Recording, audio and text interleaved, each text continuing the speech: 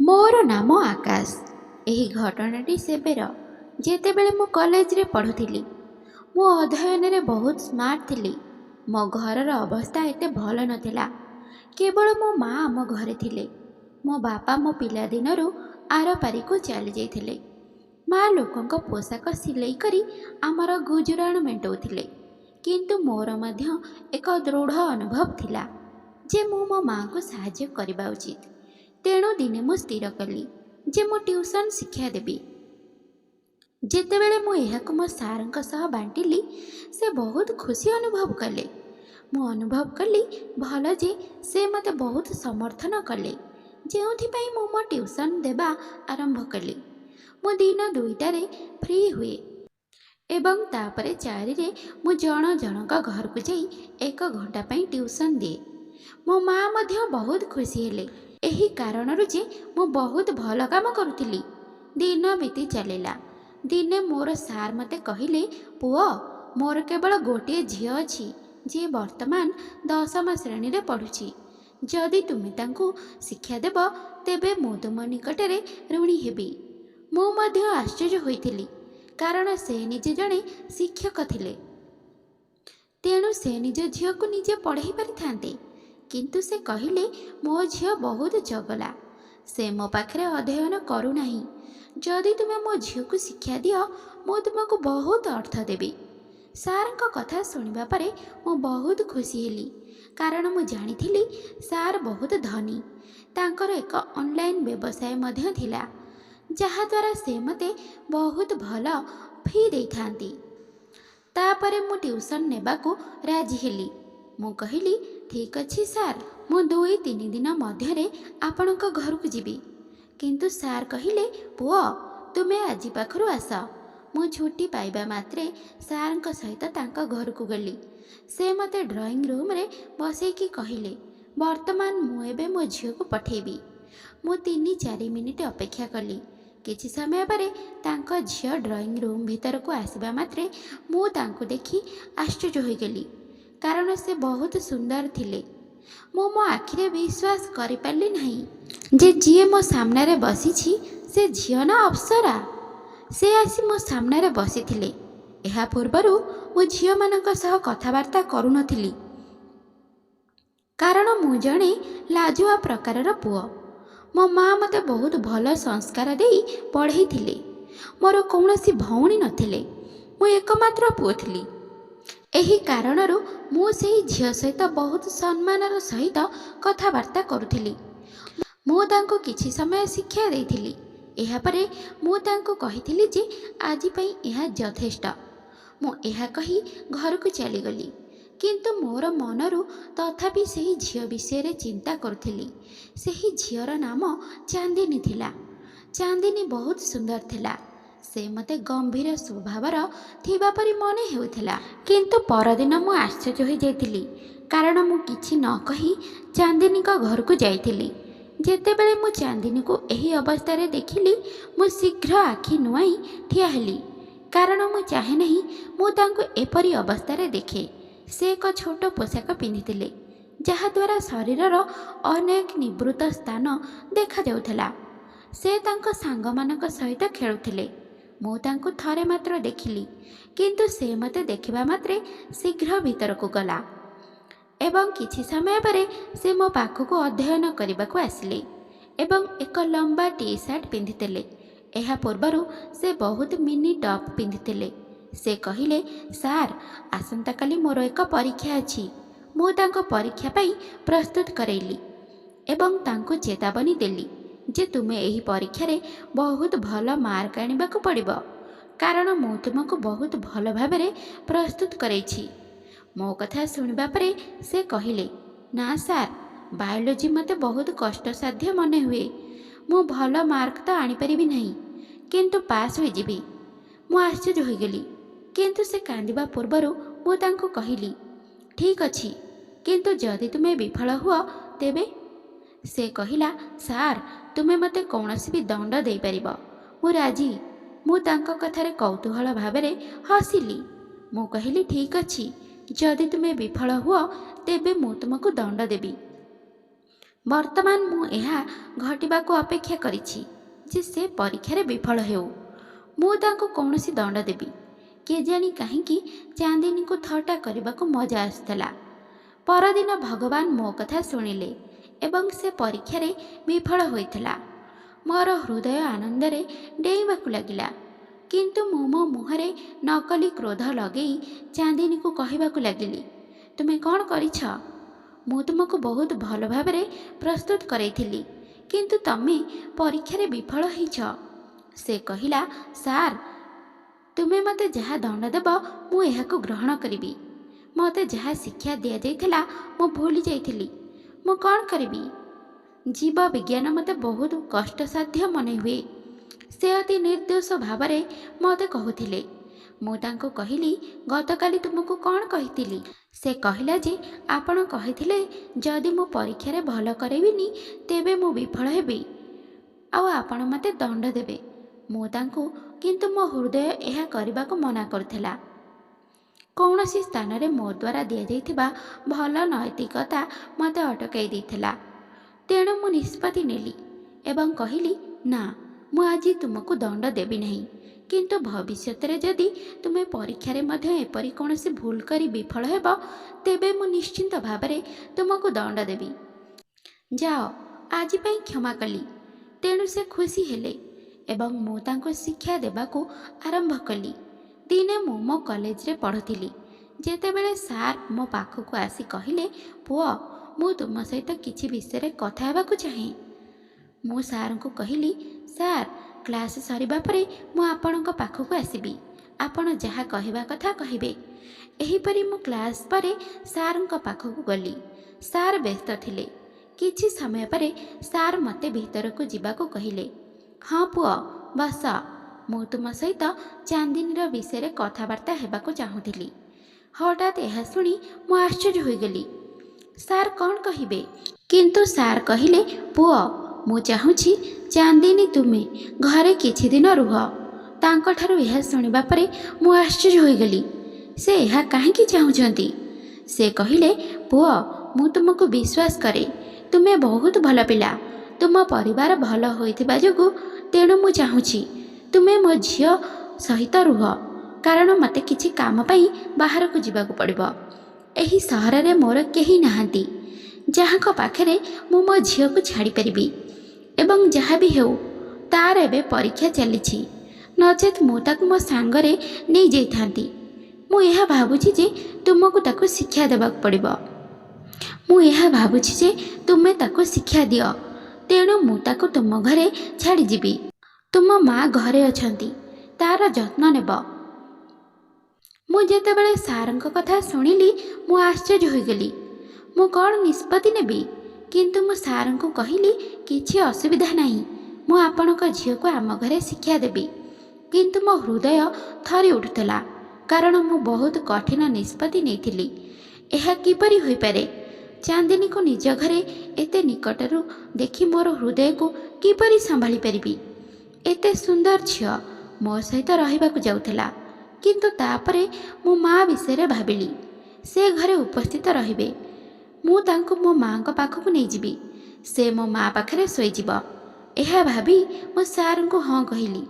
ତେବେ ସାର୍ ମୋତେ ସାଙ୍ଗରେ ନେଇ ତାଙ୍କ ଘରକୁ ଗଲେ। ବୋଧହୁଏ ସେ ଚାନ୍ଦିନୀକୁ ଫୋନରେ ଆଗରୁ ପ୍ରସ୍ତୁତ ହେବାକୁ କହିଥିଲେ। କିଛି ସମୟ ପରେ ଚାନ୍ଦିନୀ ପ୍ରସ୍ତୁତ ହୋଇ ତଳକୁ ଆସିଲେ। ତାଙ୍କ ସହିତ ଏକ ଛୋଟ ବ୍ୟାଗ୍ ମଧ୍ୟ ଥିଲା। ସେ ଦୁଃଖିତ ଥିଲେ। ସାର୍ ତାଙ୍କୁ ବୁଝାଇବାକୁ ଲାଗିଲେ, ଝିଅ, ଦେଖ, ତୁମ ଗୁରୁଙ୍କୁ ହଇରାଣ କରିବୁ ନାହିଁ, ବ୍ୟସ୍ତ ହେବୁ ନାହିଁ। ବର୍ତ୍ତମାନ ସେ ତୁମକୁ ତାଙ୍କ ଘରେ ଶିକ୍ଷା ଦେବେ ଏବଂ ମା ତୁମର ଯତ୍ନ ନେବେ। ମୁଁ ସେମାନଙ୍କୁ ବିଶ୍ୱାସ କରୁଛି, କିନ୍ତୁ ତୁ ବହୁତ ଦୁଷ୍ଟ। ମୁଁ ଭୟ କରେ ତୁ ତାଙ୍କୁ ଅସୁବିଧାରେ ପକାଇବୁ ଏବଂ ସେ ତୁମକୁ ଗାଳି ଦେଇପାରନ୍ତି। ତେଣୁ ମୁଁ ଚାହେଁ ସେ ଯେପରି ଶିକ୍ଷା ଦିଅନ୍ତି ଅଧ୍ୟୟନ କରିବୁ। ସେ ତୋତେ ଯାହା କହିବେ ତାହା ପାଳନ କରିବୁ। ଚାନ୍ଦିନୀ କହିଲା, ଠିକ୍ ଅଛି ବାପା। ମୁଁ ସାର୍ଙ୍କୁ ଆପଣଙ୍କ ନିକଟରେ ଅଭିଯୋଗ କରିବାକୁ କେବେ ବି ସୁଯୋଗ ଦେବି ନାହିଁ ଏବଂ ମୁଁ ମଧ୍ୟ ତୁମକୁ ଅସୁବିଧାରେ ପକାଇବି ନାହିଁ। ଏହିପରି ମୁଁ ଚାନ୍ଦିନୀକୁ ମୋ ଘରକୁ ନେଇଗଲି। ମୋର କାର୍ ନଥିଲା, ମୋର ଏକ ମୋଟର ସାଇକେଲ ଥିଲା। ତେଣୁ ମୁଁ ଚାନ୍ଦିନୀକୁ ମୋ ପଛରେ ବସେଇଲି ଏବଂ ମୁଁ ତାଙ୍କ ବ୍ୟାଗ୍ ନେଇ ମୋ ସାମ୍ନାରେ ରଖିଲି ଏବଂ ଚାନ୍ଦିନୀ ଆରାମରେ ବସିଲେ। ଯେତେବେଳେ ସେ ମୋ କାନ୍ଧରେ ହାତ ରଖିଲେ ମୁଁ କିଛି ଅଦ୍ଭୁତ ଅନୁଭବ କରିବାକୁ ଲାଗିଲି। ମୋର ହୃଦୟ ଅଜବ ସ୍ପନ୍ଦନ କରିବାକୁ ଲାଗିଲା। ଯେତିକି ମୁଁ ସେଇ ଝିଅଠାରୁ ନିଜକୁ ଦୂରେଇ ରଖିବାକୁ ଚାହୁଁଥିଲି ସେତେ ଅଧିକ ମୋ ହୃଦୟ ତାଙ୍କ ଆଡ଼କୁ ଆକର୍ଷିତ ହେବା ଭଳି ଲାଗୁଥିଲା। କିନ୍ତୁ ମୁଁ ନିଜକୁ ନିୟନ୍ତ୍ରଣ କଲି ଏବଂ ତାଙ୍କୁ ଘରକୁ ନେଇଗଲି ଏବଂ ମା ଏହା ଦେଖି ବହୁତ ଆଶ୍ଚର୍ଯ୍ୟ ହେଲେ। ମୁଁ ମାଆଙ୍କୁ ପୁରା କଥା କହିଥିଲି। ଏହା ଶୁଣି ମା କହିଲେ, କୋଠରୀକୁ ଆସ, ମୁଁ ତୋ ସହ କଥା ହେବାକୁ ଚାହେଁ। ମୁଁ ଯେତେବେଳେ ସେଠାକୁ ଗଲି ମା କହିଲେ, ପୁଅ ତୁ ଏହା କ'ଣ କଲୁ? ତୁ ଜାଣିଛୁ କି ତୋ ମାମୁଁ ପୁଅର ବିବାହ ଅଛି। ମୋତେ ସେଠାକୁ ଯିବାକୁ ହେବ। ସେହି ବିବାହ ଅନ୍ୟ ସହରରେ ଅଛି। ମୁଁ 3-4 ଦିନ ପରେ ଆସିବି ଏବଂ ବର୍ତ୍ତମାନ ତୁ ଚାନ୍ଦିନୀକୁ ଆଣି ଆସିଛୁ। ତତେ ବି ତ ସେଠାକୁ ଯିବାକୁ ହେବ। ଏବେ ସେ କିପରି ଏକୁଟିଆ ରହିବ? ମାଆଙ୍କ କଥା ଶୁଣିବା ପରେ ମୋ ମନକୁ ଆସିଲା ଯେ ମୁଁ ତ ଭୁଲି ଯାଇଥିଲି ଆମକୁ ଏକ ବିବାହକୁ ଯିବାକୁ ପଡ଼ିବ। ମୁଁ ବର୍ତ୍ତମାନ କ'ଣ କରିବି? ମୋତେ ଏହା ଅଜବ ଲାଗୁଥିଲା। କିନ୍ତୁ ମୁଁ ନିଜକୁ ବୁଝେଇଲି। ବର୍ତ୍ତମାନ ଏହି ସମସ୍ୟାର ସମାଧାନ କିପରି କରିବି ଖୋଜିବାକୁ ଚେଷ୍ଟା କଲି। ଚାନ୍ଦିନୀକୁ ତାଙ୍କ ଘରକୁ ପଠାଇବା ମୁଁ ଏହା ତ କରିପାରିବି ନାହିଁ, କାରଣ ଚାନ୍ଦିନୀଙ୍କ ବାପା ତ ସହର ବାହାରକୁ ଯାଇଛନ୍ତି ଏବଂ ଯଦି ମୁଁ ସାର୍ଙ୍କୁ ମନା କରିବି ତେବେ ସେ ଏହାକୁ ପସନ୍ଦ କରିବେ ନାହିଁ। ତେଣୁ ତୁମେ ମାମୁଁ ଘରକୁ ଯାଅ, ମୁଁ ଚାନ୍ଦିନୀଙ୍କର ଯତ୍ନ ନେବି। ସେ ବହୁତ ଭଲ ଝିଅ, ମୋର କୌଣସି ଅସୁବିଧା ହେବ ନାହିଁ। ମା କହିଲେ, ନା ନା, ଆମେ ଏପରି କରିପାରିବା ନାହିଁ। କଲୋନୀର ଲୋକମାନେ ଏପଟ ସେପଟ କଥା କହିବେ। ମୁଁ କ୍ରୋଧିତ ହେଲି ଏବଂ ମୁଁ କହିଲି, ମା ତମେ କେବେଠାରୁ କଲୋନୀର ଲୋକଙ୍କ ଉପରେ ବିଶ୍ୱାସ କରିବାରେ ଲାଗି ପଡ଼ିଲ? ତୁମେ ଜାଣିଛ ମୋର ଉଦ୍ଦେଶ୍ୟ କ'ଣ? ତୁମ ପୁଅ ଉପରେ ତୁମର ଭରସା ନାହିଁ? ତୁମେ ଆରାମରେ ବିବାହକୁ ଯାଅ, ବାକି ସବୁକିଛି ତୁମ ପୁଅ ଉପରେ ଛାଡ଼ିଦିଅ। ମୁଁ ତୁମ ପ୍ରତିପୋଷଣକୁ କଦାପି ଖରାପ ହେବାକୁ ଦେବି ନାହିଁ। ମୋ ମା ମୋତେ ବିଶ୍ୱାସ କରୁଥିଲେ ଏବଂ ମୋ ଉପରେ ଭରସା କରି ସେ ବିବାହକୁ ଯାଇଥିଲେ। ବର୍ତ୍ତମାନ ମୁଁ ଆମ ଘରେ ଥିଲି ଏବଂ ଚାନ୍ଦିନୀ ମୋ ସହିତ ଥିଲେ। ସେ ମୋତେ ପଚାରିବାକୁ ଲାଗିଲେ, ସାର୍ ଆପଣଙ୍କ ମା କୁଆଡ଼େ ଗଲେ? ମୁଁ ତାଙ୍କୁ କହିଲି ଯେ ତାଙ୍କର କିଛି କାମ ଅଛି ଏବଂ ସେ ରାତିରେ ଆସିବେ। ମୁଁ ତାଙ୍କୁ କିଛି କହିଲେ ନାହିଁ ଏବଂ କେବଳ କହିଲି, ମା କାମରେ ଅଛନ୍ତି, ସେ ଶୀଘ୍ର ଫେରିବେ। ମୁଁ ଚାନ୍ଦିନୀକୁ ଶିକ୍ଷାଦାନ ଆରମ୍ଭ କଲି। ମୁଁ ତାଙ୍କୁ ଜୀବବିଜ୍ଞାନ ବୁଝେଇଲି, କିନ୍ତୁ ସେ ବୁଝିପାରିଲା ନାହିଁ ଏବଂ କହିଲା, ସାର୍ ଆସନ୍ତାକାଲି ମୋର ଛୁଟି, ମୋତେ ସ୍କୁଲ ଯିବାକୁ ପଡ଼ିବ ନାହିଁ। ତେଣୁ ଆପଣ ବାକି ପାଠ ଆସନ୍ତାକାଲି ମୋତେ ପଢ଼ାଇ ଦେବେ। ମୋର ମଧ୍ୟ ମନେ ପଡ଼ିଲା ଯେ ଆସନ୍ତାକାଲି ଏକ ଛୁଟି ଦିନ ଏବଂ ଆମେ କଲେଜରେ ଏକ କ୍ରୀଡ଼ା ଦିବସ ହେବାକୁ ଯାଉଥିଲା। ବର୍ତ୍ତମାନ ଦ୍ୱିଧା ଅନୁଭବ ମୁଁ କଲି। ମୁଁ ଚାନ୍ଦିନୀକୁ କହିଲି, ତୁମେ ଏବେ ଶୋଇବାକୁ ଯାଅ, କାରଣ ଆସନ୍ତାକାଲି ଛୁଟି ଅଛି। ତେଣୁ ମୁଁ ତୁମକୁ କାଲି ବାକି ପାଠ ପଢ଼ାଇ ଦେବି। ଚାନ୍ଦିନୀ କହିଲା, ଠିକ୍ ଅଛି ସାର୍। ମୁଁ ତାଙ୍କୁ କୋଠରୀକୁ ଯିବା ବାଟ ଦେଖେଇଲି ଏବଂ ସେ ସେଠାକୁ ଗଲେ। କିନ୍ତୁ ତାପରେ ହଠାତ୍ ସେ ମୋ ମାଙ୍କ ବିଷୟରେ ପଚାରିଲେ। ସେ କହିଲା, ସାର୍ ଆପଣଙ୍କ ମା ଏ ପର୍ଯ୍ୟନ୍ତ ଆସିନାହାନ୍ତି। ସେ ଏବେ କେଉଁଠାରେ ଅଛନ୍ତି? ମୁଁ ଏକ ବାହାନା କରି କହିଲି, ସେ ରାତିରେ ଆସିଯିବେ। ତାଙ୍କୁ ମୋ କଥା ବିଶ୍ୱାସ ଆସିଥିଲା ଯେ ସେ ଆସିବେ, କିନ୍ତୁ ଭିତରୁ ମୁଁ ମଧ୍ୟ ବିବ୍ରତ ହୋଇଥିଲି, କାରଣ ବର୍ତ୍ତମାନ ମୁଁ ଅନୁଭବ କଲି ଯେ ମୁଁ ଏହା କରିବା ଉଚିତ ନୁହେଁ। ମୁଁ ତାଙ୍କୁ ମିଛ କହିବା ଉଚିତ ନୁହେଁ, କିନ୍ତୁ ମୁଁ ଅସହାୟ ଥିଲି। ସେ ତାଙ୍କ କୋଠରୀକୁ ଯାଇ ଶୋଇଲେ ଏବଂ ମୁଁ ମଧ୍ୟ ମୋ ରୁମ୍କୁ ଆସିଲି। ମୁଁ ଗଭୀର ନିଦ୍ରାରେ ଥିଲି ଯେତେବେଳେ ହଠାତ୍ ମୋତେ ଲାଗିଲା ଯେପରି ମଧ୍ୟରାତ୍ରିରେ ମୋ ରୁମ୍ର କବାଟ ଖୋଲିଲା। ମୋ କୋଠରୀରେ ଅନ୍ଧାର ହୋଇଥିଲା। ମୋତେ ଲାଗିଲା ଯେମିତି କେହି ଜଣେ ଆସି ମୋ ବିଛଣାରେ ଶୋଇଛନ୍ତି। ମୁଁ ଏହା ଦେଖି ମୋ ହୋସ୍ ଉଡ଼ିଗଲା। ହଠାତ୍ ମୁଁ ଚାନ୍ଦିନୀ ବିଷୟରେ ଭାବିଲି। ମୁଁ ଶୀଘ୍ର ମୋ ରୁମ୍ର ଆଲୋକ ଅନ୍ କରିଦେଲି। ଚାନ୍ଦିନୀ ଉପରେ ମୋ ଆଖି ପଡ଼ିବା ମାତ୍ରେ ମୁଁ ଆଶ୍ଚର୍ଯ୍ୟ ହୋଇଗଲି। ଚାନ୍ଦିନୀ ମୋ ବିଛଣାରେ ଶୋଇଥିଲା। ମୁଁ ଚାନ୍ଦିନୀକୁ କହିଲି, ତୁମେ ଏଠାରେ କ'ଣ କରୁଛ? ତୁମ ରୁମ୍କୁ ଯାଅ। ସେ କହିଲା, ସାର୍ ଆପଣ ଖରାପ ଅନୁଭବ କରନ୍ତୁ ନାହିଁ, କିନ୍ତୁ ମୋର ଅନ୍ଧାରରେ ଏବଂ ଘରେ ଏକୁଟିଆ ଶୋଇବାର ଅଭ୍ୟାସ ନାହିଁ। ମୁଁ ଏକୁଟିଆ ଶୁଏ ନାହିଁ। ଯେତେବେଳେ ମୁଁ ବି ଶୁଏ, ମୁଁ ବାପାଙ୍କ କୋଠରୀରେ ଶୁଏ। ମୁଁ ମୋର ଶଯ୍ୟାକୁ ବାପାଙ୍କ କୋଠରୀରେ ରଖୁଛି ଏବଂ ଯଦି ମୁଁ ଭୁଲ ନୁହେଁ ତେବେ ମୁଁ ମଧ୍ୟ ଜାଣେ ଏହି ଘରେ ଆପଣଙ୍କ ବ୍ୟତୀତ ମୋ ବ୍ୟତୀତ ଆଉ କେହି ଉପସ୍ଥିତ ନାହାନ୍ତି। କିନ୍ତୁ ମୁଁ କ'ଣ କରିବି? ମୁଁ ଘରେ ଏକୁଟିଆ ରହିବାକୁ ଭୟ କରେ। ମୁଁ ଏକୁଟିଆ ଶୋଇପାରିବି ନାହିଁ। ମୁଁ ନିରୁପାୟ, ତେଣୁ ତୁମ ପାଖରେ ମୁଁ ଶୋଇବି। ମୁଁ ନିରୁପାୟ, ତେଣୁ ମୁଁ ଆପଣଙ୍କ ପାଖରେ ଶୋଇବି। ଯେତେବେଳେ ମୁଁ ତାଙ୍କ କଥା ଶୁଣିଲି ମୁଁ ଭାବୁଥିଲି ତାର ଏହି ପାଗଳପଣ ହେତୁ ମୁଁ କାନ୍ଥରେ ମୋ ମୁଣ୍ଡକୁ ବାଡ଼େଇବା ପାଇଁ। ଦେଖେ ଏ କେମିତିକା ଝିଅ, ଯିଏ ମୋ ସହିତ ରହିବାକୁ ଲାଜ ଅନୁଭବ କରେ ନାହିଁ। ମୁଁ ତାଙ୍କୁ କହିଲି, ଚାନ୍ଦିନୀ, ତୁମେ ସେତେ ଛୋଟ ଛୁଆ ବି ନୁହେଁ। ତୁମେ ଜାଣ ଯେ ଆମେ ଦୁହେଁ ସମାନ କୋଠରୀରେ ରହିବା ଠିକ୍ ହେବ ନାହିଁ। ମୋତେ ବର୍ତ୍ତମାନ ତୁମକୁ ଏହା ବୁଝାଇବାକୁ ପଡ଼ିବ କି? ସେ କହିଲେ, ମୁଁ ଜାଣେ, କିନ୍ତୁ ମୁଁ କ'ଣ କରିବି? ମୁଁ ଅସହାୟ। ମୁଁ କେବେ ଏକୁଟିଆ ଶୋଇନାହିଁ। ମୁଁ ରୁମ୍ରେ ଏକୁଟିଆ ଶୋଇବାକୁ ଚେଷ୍ଟା କରୁଥିଲି ବହୁତ ସମୟ ଧରି, କିନ୍ତୁ ମୁଁ ବହୁତ ଭୟଭୀତ ଅନୁଭବ କରୁଥିଲି। ମୁଁ ବହୁତ ଅସହାୟ ଥିଲି, ତେଣୁ ମୁଁ ଆପଣଙ୍କ କୋଠରୀକୁ ଆସିଛି। ମୁଁ ଭାବିଲି ଚୁପଚାପ ଯାଇ ତୁମ ପାଦ ପାଖରେ ଶୋଇଯିବି, କିନ୍ତୁ ମୁଁ କୋଠରୀରେ ଏକୁଟିଆ ଶୋଇବି ନାହିଁ। ଏହା କହି ସେ କାନ୍ଦିବାକୁ ଲାଗିଲା। ତାଙ୍କ ସ୍ୱର ମୋତେ ଭିତରକୁ ଅଶାନ୍ତ କରୁଥିଲା। ମୁଁ ଶୀଘ୍ର କହିଲି, ଠିକ୍ ଅଛି, ଚୁପ୍ ହେଇଯାଅ, ମୁଁ କିଛି ସମାଧାନ କରୁଛି। କିନ୍ତୁ ମୁଁ କୌଣସି ସମାଧାନ ଦେଖିପାରିଲି ନାହିଁ। ତେଣୁ ମୁଁ ଏକ କମ୍ବଳ ବାହାର କରି ମୋ ଖଟ ପାର୍ଶ୍ୱରେ ରଖି ଏକ ଶଯ୍ୟା ପ୍ରସ୍ତୁତ କଲି ଏବଂ ତାଙ୍କୁ ଏଠାରେ ଶୋଇବାକୁ କହିଲି। କିନ୍ତୁ ସେ କହିଲା, ମୁଁ କେବଳ ଖଟ ଉପରେ ଶୋଇଥାଏ, ମୁଁ ତଳେ ଶୋଇପାରିବି ନାହିଁ। ତେଣୁ ତାଙ୍କୁ ମୋ ସ୍ଥାନ ଦେବାକୁ ବାଧ୍ୟ ହେଲି ଏବଂ ସେ ଖଟ ଉପରେ ବିଛଣାରେ ଶୋଇଲା ଏବଂ ମୁଁ ଚଟାଣରେ ଏକ କମ୍ବଳ ବିସ୍ତାର କରିଲି ଏବଂ ତଳେ ଶୋଇଥିଲି। ମୁଁ ନିଜକୁ ନିଜେ ଗାଳି ଦେଉଥିଲି। କାହିଁକି ଏହି ଭାବନା ମନକୁ ଆସିଲା ନାହିଁ ଯେ ମା ସହର ବାହାରକୁ ଯାଉଛନ୍ତି?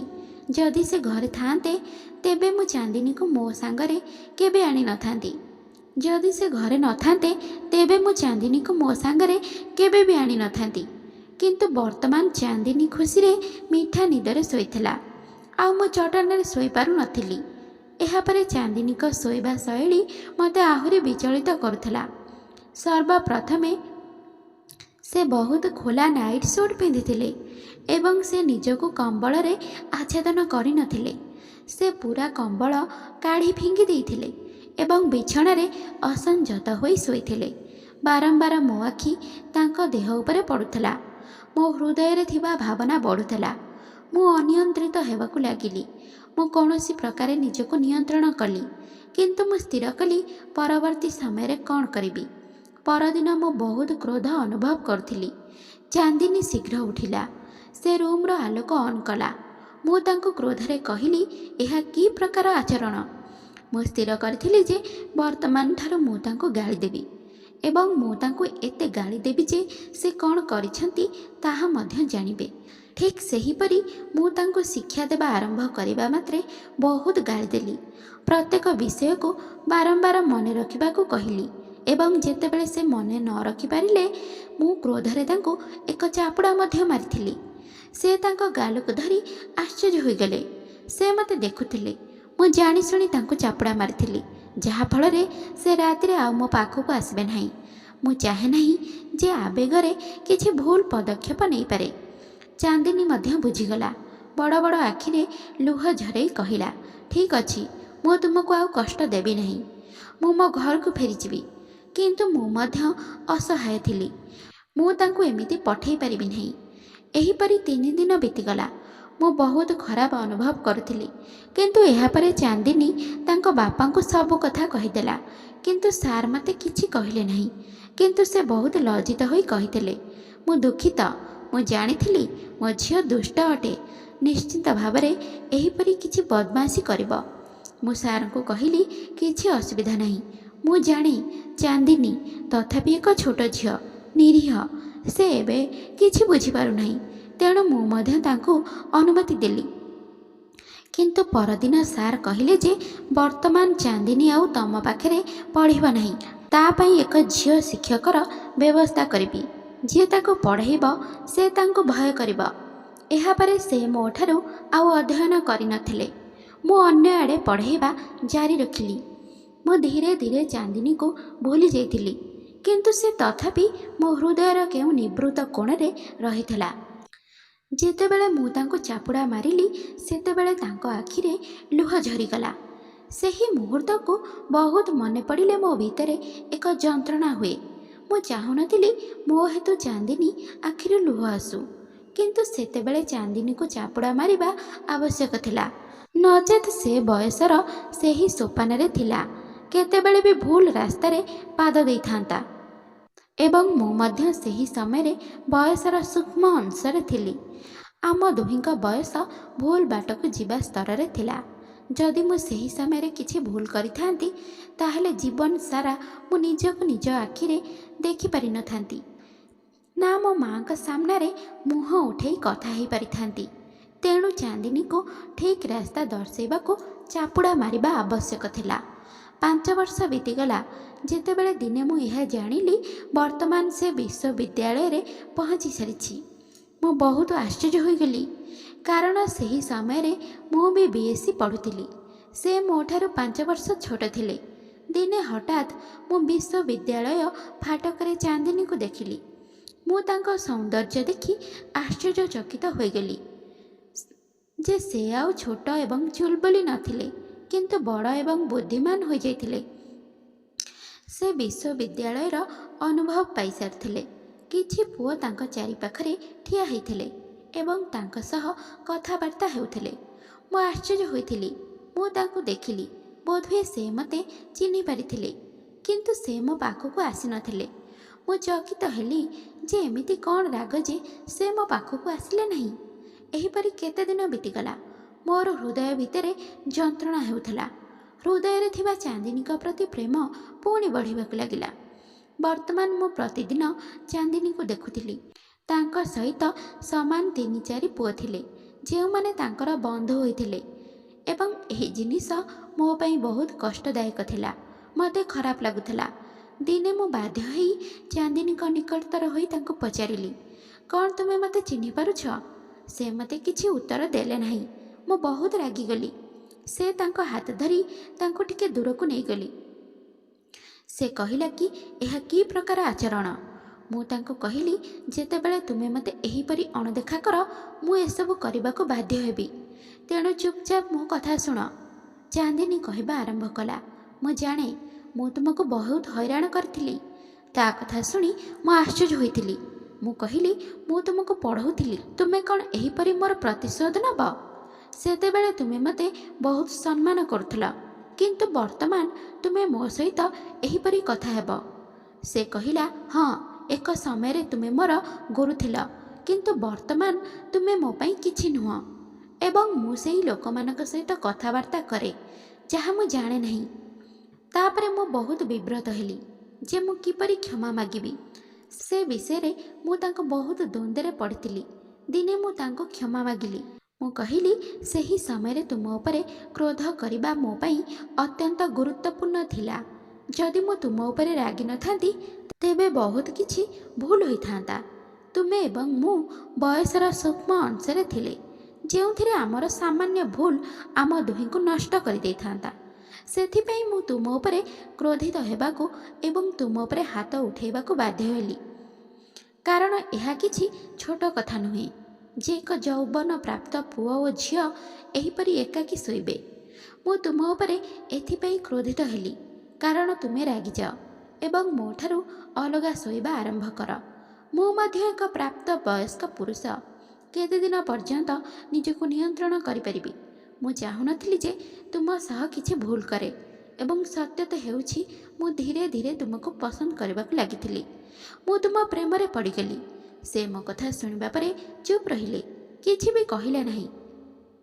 କିନ୍ତୁ ତାଙ୍କ ଆଖିରେ ଥିବା ଚମକ ମୋତେ କହିଗଲା କି ମୋ କଥା ଶୁଣିବା ପରେ ସେ ଖୁସି ହୋଇଥିଲେ। ବୋଧହୁଏ ସେ ମୋତେ ଭଲ ପାଉଥିଲେ। ସେ ଚାଲି ଯାଇଥିଲେ, କିନ୍ତୁ ମୁଁ ମଧ୍ୟ ଖୁସିରେ ରହିପାରିଲି ନାହିଁ ଏବଂ ପଛକୁ ଚାଲିଗଲି। କାରଣ ବର୍ତ୍ତମାନ ମୁଁ ଜାଣେ ବୋଧହୁଏ ସେ ତାଙ୍କ ଭୁଲକୁ ଅନୁଭବ କରିବେ ଏବଂ ସେ ମୋତେ କ୍ଷମା ମାଗିବାକୁ ଆସିବେ। କିନ୍ତୁ ଏହିପରି କିଛି ଦିନ ବିତିଗଲା। ଚାନ୍ଦିନୀ ମୋ ପାଖକୁ ଆସିନଥିଲେ। ଗୋଟିଏ ଦିନ କେହି ଜଣେ ମୋତେ ପଛରୁ ଡାକିଲେ। ମୁଁ ଶୀଘ୍ର ପଛକୁ ଚାହିଁ ଦେଖିଲି ଏହା ଚାନ୍ଦିନୀ ଥିଲେ। ସେ ମୋ ପାଖକୁ ଆସି କହିଲେ, ମୁଁ ବହୁତ ଦୁଃଖିତ, ମୋତେ କ୍ଷମା କରିଦିଅ। ମୁଁ ଏସବୁ କରିବା ଉଚିତ ନଥିଲା। କିନ୍ତୁ ମୁଁ କ'ଣ କରିବି? ମୋତେ କେହି କେବେ ଏମିତି କହିନାହାନ୍ତି ଯେଉଁଭଳି ଭାବରେ ତମେ କଥା ହେଉଥିଲ। ତୁମେ ମୋତେ ପଢ଼େଇଥିଲ। ବହୁତ ଧନ୍ୟବାଦ।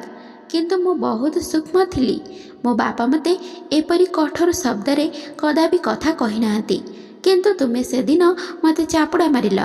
ସେବେଠାରୁ ମୁଁ ସ୍ଥିର କରିଥିଲି ଯେ ମୁଁ ମୋର ପିତାଙ୍କୁ କହିବି ଏବଂ ତୁମ ସହିତ ଆଉ କଥାବାର୍ତ୍ତା କରିବି ନାହିଁ। ମୁଁ କ'ଣ ଜାଣିଥିଲି ଯେ ମୋ ବାପା ଅନ୍ୟ ଜଣେ ଶିକ୍ଷକ ନିଯୁକ୍ତି କରିବେ ବୋଲି? ତାଙ୍କର କଥା ଶୁଣିବା ପରେ ମୁଁ ଟିକିଏ ହସିବାକୁ ଲାଗିଲି। ପରଦିନ ମୋ ମାଆଙ୍କୁ ଚାନ୍ଦିନୀଙ୍କ ପିତାଙ୍କ ସହ ମୋର ବିବାହ ସମ୍ପର୍କ ବିଷୟରେ କହିବା ପାଇଁ ପଠାଇଥିଲି। ମୋ ସାର୍ଙ୍କର ମଧ୍ୟ ଏହି ସମ୍ପର୍କ ପ୍ରତି କୌଣସି ଆପତ୍ତି ନଥିଲା। ସେ ଖୁସିରେ ଏହି ସମ୍ପର୍କକୁ ରାଜି ହେଲେ ଏବଂ ଠିକ୍ 15 ଦିନ ପରେ ଚାନ୍ଦିନୀ ମୋର ବଧୂ ହୋଇ ମୋ ରୁମ୍ରେ ବସିଥିଲେ ଏବଂ ମୁଁ ତାଙ୍କ ସାମ୍ନାରେ ବସି ତାଙ୍କୁ ଅନେଇ ରହିଥିଲି ଏବଂ ସେ ଲଜ୍ଜାରେ ନିଜ ଭିତରେ ସରମି ଯାଉଥିଲେ। ମୁଁ ତାଙ୍କ ହାତ ଧରି କହିଲି, ଚାନ୍ଦିନୀ, ଏବେ ତମେ ମୋ ବିଛଣାରେ ମୋ ସହିତ ମୋତେ ଜାବୁଡ଼ି ଧରି ଶୋଇପାରିବ। ତୁମର ସମ୍ପୂର୍ଣ୍ଣ ଅଧିକାର ଅଛି, କାରଣ ବର୍ତ୍ତମାନ ତୁମେ ମୋର ପତ୍ନୀ। ଏହା କହି ମୁଁ ଚାନ୍ଦିନୀଙ୍କ ହାତକୁ ଚୁମ୍ବନ ଦେଲି ଏବଂ ସେ ମଧ୍ୟ ଲାଜରେ ମୋ ଛାତିରେ ଆଲିଙ୍ଗନ କଲେ। ତ ଶ୍ରୋତା ବନ୍ଧୁମାନେ, ଆଶା କରୁଛି ଆଜିର ଏହି କାହାଣୀଟି ଆପଣମାନଙ୍କୁ ନିଶ୍ଚିନ୍ତ ପସନ୍ଦ ଆସିଥିବ। ଆଉ ପସନ୍ଦ ଆସିଥିଲେ ଭିଡ଼ିଓଟିକୁ ଲାଇକ୍, ସେୟାର ଆଉ ଚ୍ୟାନେଲକୁ ସବସ୍କ୍ରାଇବ୍ କରିବାକୁ ବିଲକୁଲ ବି ଭୁଲନ୍ତୁ ନାହିଁ। ତେବେ ଆଜି ପାଇଁ ରହୁଛି ବାଏ। ପୁଣି ଦେଖା ହେବ ଆଉ ଏକ ସୁନ୍ଦର କାହାଣୀ ସହିତ ଆଉ ଏକ ନୂଆ ଭିଡ଼ିଓରେ। ଧନ୍ୟବାଦ।